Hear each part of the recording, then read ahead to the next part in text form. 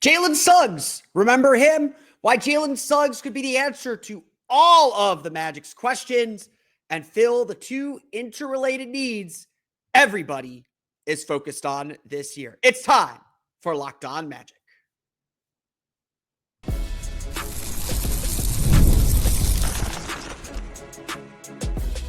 You are Locked On Magic, your daily Orlando Magic podcast, part of the Locked On Podcast Network, your team every day.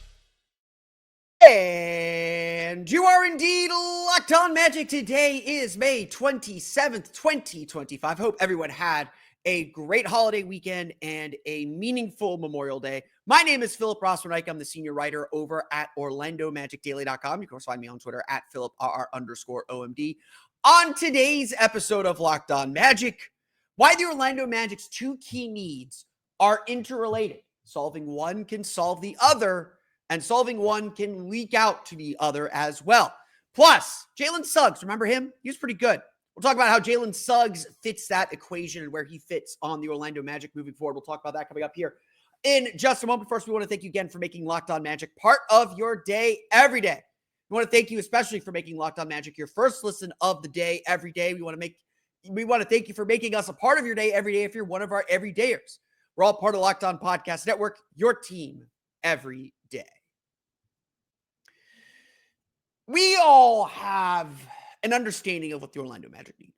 I am going through the Locked On mock draft right now. I can preview that I did make a trade, a substantial trade. We'll talk about why I didn't like the trade I make, why I ended up doing it, what I've learned. We'll get to that as we get closer to Locked On mock draft. It is ongoing. You'll yell at me about the trade. I know you will. It's not something I'm super pleased with, but it did accomplish the goal that I was trying to accomplish. And I think ultimately came out okay. Well, we'll talk about all that in the future. But we all know what the Magic need. Magic needs shooting. Worst three-point shooting team in the league last year. There is just no stretch where the Magic were. There's one stretch where the Magic were decent, but the Magic were not a good three-point shooting team last year. And obviously that is such a huge factor to creating space. Obviously, like, it very much feels like the Magic need a point guard or need a true playmaker or need just more guys who can create on and off the ball. And that's one of the reasons why I want to talk more specifically about Jalen Suggs, because of how vital he is to adding to that equation. But what I think a lot of us are not considering, or a lot of us are not, or at least I haven't maybe said so explicitly. I think I've mentioned it in parts of other episodes, but let's just lay it out all on the table. The Magic's shooting need and the Magic's playmaking need are connected. And by improving the playmaking, the Magic will inevitably improve the shooting. So what do I mean by that? Simply adding a shooter isn't going to be enough for the Orlando Magic. If it were enough, Kentavious Caldwell-Pope would have worked. We all, look, I think all of us could acknowledge that Kentavious Caldwell-Pope was not the exact player the Magic were looking for. I think we can all acknowledge that, yes, while there is a lot to like and a lot that made sense about Kentavious Caldwell-Pope, yeah, the lack of volume was the bigger issue. The lack of the ability to kind of create his own three-point shots, to just get up a ton of threes, that was an element that was missing. But barring that need, yes, a career 38% three-point shooter, a player who shot 40% from three in 3 of the last 4 seasons before this one, and adds to the team's defensive identity, it made sense. Obviously, it didn't work out that way. Kentavious Caldwell-Pope ended up shooting only 34% from 3. He had his worst three-point shooting season since 2016. His lowest scoring average since 2021, I believe, and essentially his worst offensive season since his rookie year. Kentavious Caldwell-Pope did not fix all the Magic's problems. Now, some of that was injury, for sure. But still, Kenny should have made shots. He was getting looks that he normally makes. All of his, he probably took fewer wide open shots than maybe he did in previous years. But one shooter alone isn't going to fix the problem. Yes, if the Magic want to improve their shooting as a team, adding a high volume shooter that can make shots at 36, 37% on 7-8 threes a game, transformative. But the Magic are also going to need Franz Wagner to shoot better than 30%. They're going to need Paolo Banchero to shoot like he does in the playoffs when he's over 40% in the playoffs and can kind of get to his spots and do whatever he wants. Those are your volume shooters. And yes, I want to talk more about Jalen Suggs. Jalen Suggs as a spot-up shooting option is a huge, huge boost to this team. But that's the thing. That's the next part of this equation is playmaking, creation, driving creates better three-point opportunities. Jeff Weltman said this during Eggs interviews that the Magic's internal shot quality metrics did not look good. At various points during the season, he pretty much said like our shot quality increased or decreased depending on who was in or out of the lineup. And you can actually kind of see this in the numbers. Before Franz Wagner's injury, so we're going to even include Paolo's injury, Magic had a 110.3 offensive rating, shot 31% from three, league worst in that stretch. From Franz Wagner's injury to Paolo Banchero's return, they had a 105.1 offensive rating, shot 31% from three. Obviously, you're missing your key players. That's what happens. From Paolo Banchero's return until Jalen Suggs' injury, so about 2 weeks, Magic had a 101.2 offensive rating and shot 27.7% from three. From Jalen Suggs' final game of the season until the end of the homestand, 108.6 offensive rating, 30.9% from three. Obviously, three-point shooting has an effect. Obviously, the guys in and out of the lineup had an effect. Obviously, Paolo Banchero needed to get up to speed and get comfortable, had an effect. The fact that the Magic have so few guys who can attack off the dribble outside of Paolo, outside of Franz, will give Cole Anthony some respect. We'll give Jalen Suggs some respect. But the fact that the Magic have so few guys who can create tension in the defense and kick out for open shots, that affected the Magic's three-point shot quality. That affected the offensive rating. In the final 18 games, when the team turned to Corey Joseph as the starting point guard, the Magic had a 113.6 offensive rating and shot 36.2% from three. That was 17th in league. Kentavious Caldwell-Pope was near 50% during that last 18-game stretch. But as we mentioned many times, with Joseph on the court, Magic had a 115.6 offensive rating with Joseph on the floor, nearly exactly 2 points per 100 possessions better than the team's average overall during that time. If there is a stronger argument, there is probably no stronger argument that the Magic need a true point guard than that. And that continues with the idea that, yes, Corey Joseph struggled in the playoffs. He was not a playoff performer. We didn't expect him to be. But this is why I think the Magic's biggest need this summer is not three-point shooting. Yes, they need players who are capable of making threes, and they shouldn't go get a playmaker who can't make shots. Like there's a reason why they let Markelle Fultz go, and maybe Markelle Fultz was a bigger loss than everyone anticipated. Like you could go back last year, I argued that. I was like, I think the Magic are going to miss Markelle more than people think. It was the right decision. Don't get me wrong. As much as I love Markelle, they need shooting. The Magic need shooters, but they need playmaking more because playmaking is going to get Paolo an easier three-point shot. It's going to get Franz an easier three-point shot. Get Kentavious Caldwell-Pope, if he's still on the team, more open three-point shots. It's going to increase the quality of those three-pointers so that, yes, your percentage can be a little bit better. And as even those numbers tell us, the Magic don't have to be much more than average to be good at three-point shooting or to be good offensively. They just have to be respectable. And they were so far below respectable this year that it didn't matter. And that's where we're heading. That's the path ahead for the Magic, is they've got to get to that level of respectability, for lack of a better way to phrase it. They've got to get to a level where teams aren't ignoring them at the three-point line.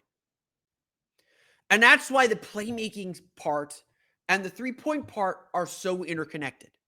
Because better playmaking is going to lead to better three-point shooting. The question is, do the Magic have that on the roster more than they think? This is the ultimate question, and this is probably what the Magic wanted answered this season that they didn't get answered because of all the injuries. Jalen Suggs. We're going to talk about how he fits into what's next, both on the court and off the court, and what Jalen Suggs brings back to the Magic since it's been so long since we've seen him. We'll get to that coming up here in just a moment.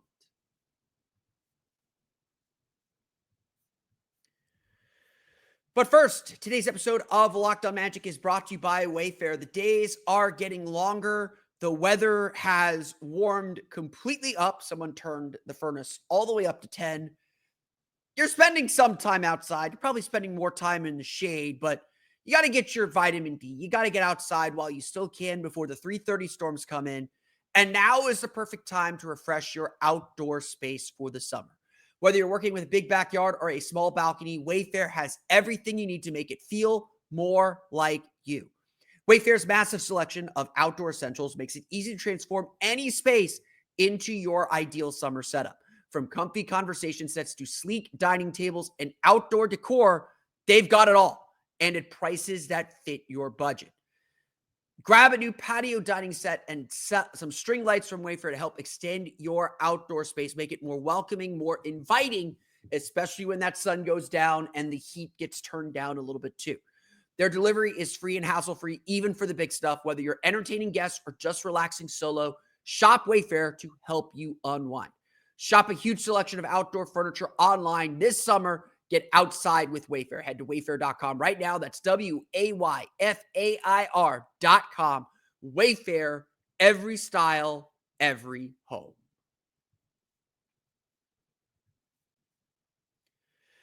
The last time we saw Jalen Suggs on a basketball court was January 25th, 2025. That was 4 months ago. And frankly, being deprived of Jalen Suggs basketball for 4 months is just wrong. Just wrong, especially since it's going to be extended out until early October. So nearly 8 months without, nearly 9 months, 8.5 months without Jalen Suggs on a basketball court. All that energy, all that kind of compressed bottle of emotions. It's just wrong. It's just wrong. And we know Jalen was at Game 3 in Minneapolis, hometown of Minneapolis, with Anthony Black. We saw Jalen Suggs on Twitter responding to a clip from Kentavious Caldwell-Pope's appearance on Dwight Howard's podcast. This is a dude that is all about his teammates, believes in everything this team is doing, and frankly, is the heart and soul of this team. Like, part of the Magic struggles throughout January and February were that Jalen Suggs wasn't around, that the Magic did not have Jalen Suggs to kind of power them through the doldrums. This is a guy that just does not quit. It is just a constant drumbeat of enthusiasm and energy. Of course, what was kind of hidden in all that is, yes, thrust into a bigger role, Jalen Suggs really started to showcase what makes him so much of the answer for the Orlando Magic. This season, he averaged a career high 16.2 points per game. Only shot 41%, but on a career high 13.7 field goal attempts per game. Shot 31.4% from three, but on a career high 6.9 attempts per game. So the efficiency was not there, but up to 88.2% from the foul line, 3.7 assists per game, almost a career high, short of his rookie year. 2.9 turnovers a game, back to where he was about his rookie year, but on the ball a lot more. Jalen Suggs was on track again to be all defensive team. Like, all those things, we know what we're getting from Jalen Suggs. And if anything, the biggest thing the Orlando Magic probably learned this year is that, yeah, Jalen Suggs probably isn't going to be your primary guy. and that's okay. That's an okay thing to learn. But there were a lot of games that he willed the Magic into. That game against Milwaukee, especially in the NBA Cup, it's an absolutely gutsy performance. That guy had nothing to be ashamed of in that game, nothing to be ashamed of on that day, and yet nobody took that loss harder than Jalen Suggs. I was glad to be in the building that night, just because I was like, we knew this guy cared, but I was just like, dude, I wanted to go up and say, like, dude, you have nothing to be ashamed of. Like, there's nothing to be upset about tonight. You got beat by Damian Lillard and Giannis Antetokounmpo. They needed everything they could to beat you. You left it all out on the floor. There's nothing to be ashamed of. But that dude takes it hard, and that dude cares. Jalen Suggs, though, was not meant to play that role. And in fact, what we saw early in the season was far more indicative of the direction the Magic wanted him to go. It's just 5 games, so I don't want to read too much into it. But through 5 games before Paolo Banchero's injury that just threw everything up in the air, Jalen Suggs shot 17 for 40 from 3, a 42.5% field goal percentage, and that's 8 3-point attempts per game. On open shots, let me get my stats here. On corner threes, let's just do corner threes. Corner threes, he was just 2 for 4. All of his threes were above the break. 15 for 35 on above the break threes. I don't have those numbers ahead of me. 7 assists from Paolo Banchero alone. This was a clear outlet, a clear player that the Magic could lean on and rely on, and a clear player who was developing as a true catch and shoot option. A true catch and shoot option. In fact, if you look at his catch and shoot stats, if I can get there in time to tell you, according to Second Spectrum, Jalen Suggs on catch and shoot shots in those first 5 games, the smallest to small sample sizes. I'm not gonna debate you on that. In those first 5 games, again, as I stalled to pull up the stats because they was not on the right page before I prepped here, Jalen Suggs shot 53.1%. Going, and I'm going to, again, stall so I can get the right stats here. Sorry, I apologize for that. 17 for 32 on catch and shoot threes. That's 5 games. So I don't want to blow it out of proportion. But that's what the Magic envisioned for him. Add in a few more drives, add in a few more attacks off of secondary breaks, put him next to another creator, and now you've unlocked your volume shooter. This, I think, is the biggest, honestly, the biggest disappointment of this season was we didn't get to see that Jalen Suggs develop. We didn't get to see what that Jalen Suggs looked like. Even if it would have taken a little while to get going, but to have him back in late January or even early February when he was supposed to come back against the Cavs or around the time of that Cleveland game that we don't talk about, Jalen Suggs didn't get to showcase to us what he worked on and what the Magic planned for him. If this is the Jalen Suggs that Jalen Suggs looks like when both Paolo and Franz are healthy and he's playing off of them, that's the Jalen Suggs the Magic need offensively. That's the kind of Jalen Suggs that makes the volume shooting problem less of a problem. And now, again, granted, Magic did not shoot well early in the season. There's still some struggles, but Jalen Suggs was not that struggle. Jalen Suggs developed himself, or is on track to develop himself into that volume shooter. Now, it's just 5 games. So I don't want to sit here and say, oh, that's what he would have been. Yeah, there'd be some troughs, there'd be some lows, there'd be some downs. But very clearly, Jalen Suggs has improved dramatically as a 3-point shooter. Even if the percentages don't show it. In that role as a spot-up outlet for Paolo Banchero, in a way that Kentavious Caldwell-Pope maybe wasn't. That's proof that it can work. Get him in a lineup where he's playing off of Paolo, where he's playing off of Franz, where he's playing off of somebody else as a secondary or tertiary creator, as that volume shooter, as that guy willing to take the gutsy 3. The 3 you have no business taking, which he has taken many times throughout his career. Get him to be that player, and that solves one of the Magic's needs. Again, this is why I think creation is a bigger issue than 3-point shooting. Because a lot of these players are better 3-point shooters than they showed us. Kentavious Caldwell, Kentavious Caldwell-Pope can be offered in a lot of trades. And I'm not against the Magic trading him. I am also a big-time believer that Kentavious Caldwell-Pope is not going to shoot 34% from 3 next year. He is going to be 38, 39%. He may be done being 40% for the rest of his career, but he is a great 3-point shooter. Franz Wagner will figure out his 3-point shot eventually, even if it's just to get to 33, 34, 35%. Paolo Banchero should be a 34, 35% 3-point shooter at his volume. Jalen Suggs, I think, can be a 37, 38% three-point shooter at 6 or 7 threes per game. But getting them the quality shots they need to be that great, to be that player, that's the goal. Because the Magic might, the Magic are going to bring back a lot. Whatever you think the Magic are missing, Jalen Suggs brings back part of that. Mo Wagner brings back part of that. And yeah, I'm not sitting here saying the Magic need to sit tight and not do anything. They have to do something. That's part of what I teased about about what I did in the Locked On mock draft is you have to be willing to take a risk on something big perhaps. But Jalen Suggs is a significant addition. And if this team is healthy, there is at least some evidence that Jalen Suggs can really turn the tide, can really change things about this team. And that's one of the great mysteries that this season didn't solve. One of the things that the Magic have to gamble on, or the Magic have to consider as they think about what comes next. But obviously, Jalen Suggs matters for another reason, and another big piece of this puzzle. We're going to talk about the consequences of his contract coming up here in just a moment.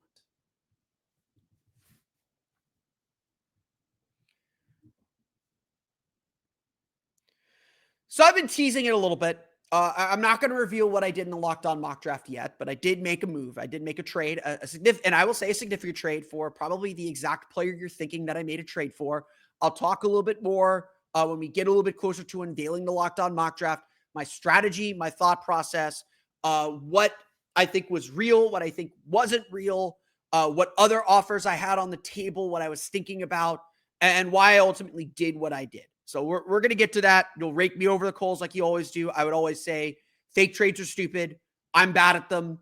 But thought processes and process matters more. And I'm still convinced that I actually did this. I went through the whole league. Every roster was like, okay, who am I missing that I'm not thinking about? I still kind of think like Jeff Weltman's going to do something that doesn't feel obvious to us. So I went the obvious route. You can guess who I traded for just by me saying that. We've talked about him on the show before. We'll do another trade episode here coming up and talk a little bit more about specific targets. Later this week. I'll get to that this week. We'll talk specific targets. I'll start hinting more about what I did. Again, you can guess what I did at this point. We'll go into those details later. But as I was doing that, I had to actually sit down and do math. And I was told there would be no math. But the reality of the NBA now is, in order to do transactions, in order to think about any of these things, you have to do math.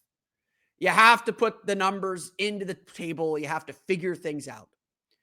And we've been hinting at this. We've been previewing this. The Orlando Magic are right on the cusp of entering apron territory. And everything gets more complicated once you get into apron territory. Just doing anything gets more complicated when you get into apron territory. And a big reason for this is the Orlando Magic are, we're under the tax this year. They blow past the tax next year because of the contracts they've handed out. And they obviously, even with the salary cap rising another 10%, will blow past the tax in 2 years when Paolo Banchero's contract comes up. And a big reason for this is the Magic gave that big contract to Jalen Suggs. Not only did they give that big contract to Jalen Suggs, they front-loaded the deal. So the pain is going to be felt now. Now, I think it is very reasonable for the Magic to try and stay under that first apron. They'll be a tax team. There's no avoiding that at this point. But I think they will try very, very hard to avoid that first apron. And that was one of my goals as well. And so as I was looking through deals, I had to make sure the deal was legal, but fit under the first apron too. And it gets harder. And one of the reasons why I think the Magic will make moves on draft night is trades made on draft night are calculated under the 2025 cap. So if its deal is consummated, consummate is not the right word. If the deal is finalized and official on draft night, it's operating under the 2025 cap. If they wait till July 1st, it gets significantly more complicated because again, by my math, The Orlando Magic are about $20 million, a little bit less than $20 million under the first apron. 11 of that 20 is reserved for Mo Wagner's extension. Reserved for Mo Wagner's option, which I do anticipate the Magic will pick up. And so that leaves you a little bit of wiggle room. Now, Gary Harris is $8 million. That really tightens it. And again, that's one of the reasons why I didn't really love the deal that I made, because I included Gary Harris in it, which would require me to pick up that team option. But I felt like the risk was worth the reward at that point. It doesn't include the draft pick and the rookie and the first round pick exception. So the Magic are going to be probably operating above the first apron heading into the season, and then use the trade deadline to get back under the first apron. And Jalen Suggs' contract is a big reason why. Jalen Suggs will make $33 million next season in the first year of that deal. Now it goes down by about $2.5 million every year after that. So it gets more comfortable. It's very, very possible the Magic will be in better shape after the trade. Look, the Magic will be in better financial shape as those contracts age. I also operated on the assumption Paolo is going to get the 30% super max because he'll make all NBA next year. But Paolo's going to get a max. Like, that's going to happen. He's going to get paid $51 million per year in the first season of that of his extension, which kicks in 2027. It sounds like monopoly money. I know I've been warning you for the last 2 years that this is going to sound like monopoly money. It is monopoly money, but this is the direction the league is going. These are the numbers now. You got to get used to kind of a different kind of scale. Jalen Suggs is a player the Magic need to hit. And look, you're under strict financial scrutiny already. It is going to be increasingly hard to have 3 players over $30 million per year. It'll eventually get up to 35 and be 35 sooner than you think. But look, Paolo is taking up 30% of the cap. Franz is going to be about 22% in 2 years. Half of your cap is going to be wrapped up into 2 players. And so who else you hand out these massive contracts to matter. Now, look, I said this at the time. The reason why I think Jeff Weltman handed out the contracts he handed out was to set salary slots. They were players that he was very comfortable with, believed would continue to grow. And obviously, like Jonathan Isaac, Wendell Carter, did not grow, the 2 big ones, did not grow the way they hoped they would last year. It is imperative that both players take next steps. Or frankly, it might be imperative that you understand that you need to cut bait early. It would not shock me if both Jonathan Isaac or Wendell Carter are on the move. Carter will be tougher to move for value. Isaac, I think, still has a lot of value and cachet around the league. Would not shock me if he is on the table. And I was frankly kind of surprised that more people haven't been asking me about him. And I've been able to kind of hold on to him as a potential future trade piece. But Jalen Suggs has to hit because so much money is put into him. And you want him to be your third scorer, but obviously he helps you in a number of other ways. But if he can become your volume shooter, if he can become the guy that takes 6, 7, 8 threes per game, makes 37, 38% of them, and is your top defensive player, as an all-defensive player, then you have the best 3-and-D player in the league, and that's worth $30 million a year. Now you just have to add creation, whether that comes from Jalen Suggs, who can do a little bit of that, or from an external piece, like Anthony Simons, like Kobe White, like Colin Sexton, like all the players that we talk about on the trade market. That's going to be the key for the Magic. That's going to be so key to whether this whole thing works, because now, as Keith Smith told us a few weeks ago, now we're playing the apron dance. Now we're waiting. Now we're, kind of fully invested in this roster. And the next move is to figure out where we can cut and trim some fat. And you hope that Jalen Suggs is meat. You hope that it's not fat. Because look, there's fat on the roster. Like Jonathan Isaac, probably don't need a $15 million player off the bench. Wendell Carter, is he going to be worth the 18, 19 million in 2 years? Like, that's 18, 19 million is not going to kill you, not going to break the bank. The Magic don't have necessarily bad contracts or immovable contracts, but it's just knowing how to spend your resources. It's just knowing how the next phase of this rebuild is not only the improvement of your top players and adding top talent, but maximizing your resources elsewhere on the roster. And the fact of the matter is that, yes, there is probably a time down the road when Jalen Suggs is the trade you make for that last big piece. This is not that time. Jalen Suggs is safe. He is a core player of this team. Unless the Magic are getting a super duper star out of it, they're not trading him because he is essential to their identity. But everyone's always on auditioning. Nobody is ever truly safe, as Nico Harrison would tell you. And so Jalen Suggs has to step up and deliver. He has to prove that he is worth the extension. And look, I think he is. I think that was the right move. I think the Magic did the right thing with him. We can debate the numbers. We can debate that. I think ultimately that was the right choice. It's the same deal. Would they have gotten him cheaper if they waited for the offseason? Absolutely. Would have been a lot of hand-wringing, though. Not that there's a lot of teams with cap room, but yeah, the Magic probably overpaid to take care of their guy and make good with an agent. If they waited this summer, probably would have gotten him for less, and he'd probably feel less of this financial pinch. But the Magic, that's not the way Jeff Weltman operates. For better or for worse, that's not how he operates.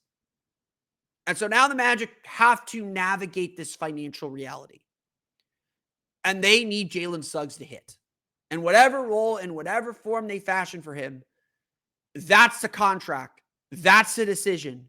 That's going to determine whether the Magic are able to do the things they want to do and get where they want to go in the playoffs. It's a lot of pressure. But look, Jalen Suggs has gotten better every year. He has clearly made himself a critical part for this team. And there's no reason to think that he won't deliver in some form or fashion. I want to thank you all again for listening to today's episode of Locked On Magic. You can, of course, find me on Twitter at @PhilipRR_OMD and on Blue Sky at PhilipRR. You can subscribe to the podcast on Apple Podcasts, Stitcher, TuneIn, Himalaya, Google Play, Spotify, Odyssey, and all of them on podcasts to your podcast-enabled listening device. You can find us on YouTube as well. Just search for Locked On Magic. We just crossed 4,000 subscribers on YouTube, so truly appreciate everybody who subscribed. Even if you don't watch every day, subscribe to the YouTube. Helps us out so much. Appreciate you all for that. For the latest on the Orlando Magic, including my top 10 games of the season, which we'll publish tomorrow, you can check that out at OrlandoMagicDaily.com. Find us on Twitter at OMagicDaily. And for even more Orlando Magic content, be sure to check out my Patreon page, your Orlando Magic Hub, at patreon.com/Orlando Magic Hub. As always, thank you for your support. Now that you're done making Locked On Magic your first listen today, go make the Locked On NBA Big Board Show your second listen of the day. NBA draft expert Rafael Barlow reacts to every workout, interview, and rumor leading up to the NBA draft. Find Locked On NBA Big Board on YouTube or wherever you listen to podcasts. That's going to do it for me today, though. I want to thank you all again for listening to today's episode of Locked On Magic. For Orlando Magic Daily and Locked On Magic, this has been Philip Rossman-Reich. We'll see you all again next time for another episode of Locked On Magic.